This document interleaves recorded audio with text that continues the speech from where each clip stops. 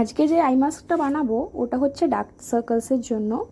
ওটাতে থাকবে দই, কফি আর হলুদ, তিনটেই মানে ডার্ক সার্কেলসের জন্য খুবই ভালো। আর এটা তোমরা ফেসতেও ইউজ করতে পারো। আর যা কাউকে যদি দই থেকে মানে কিছু অ্যালার্জি থাকে কি কিছু কোনো জিনিস থেকেও, তাহলে কোনো মানে জিনিস আগে ফেসে ট্রাই করার আগে আগে তুমি নিজের মানে হাতে হোক কিংবা পায়ের ওখানে কোথাও একটু লাগিয়ে দেখে নিও, তাহলে বুঝে যাবে যে যদি রেডনেস কিছু কোনো যদি ইচিং হয় তাহলে ওটা আর লাগিও না, না হলে তোমরা ইউজ করতে পারো।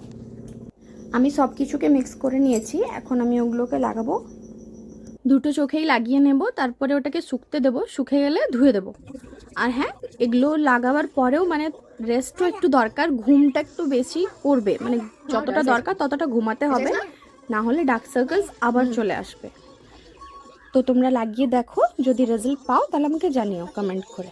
আর যদি ভালো লাগে ভিডিওটা তাহলে লাইক আর সাবস্ক্রাইব করে দেবে।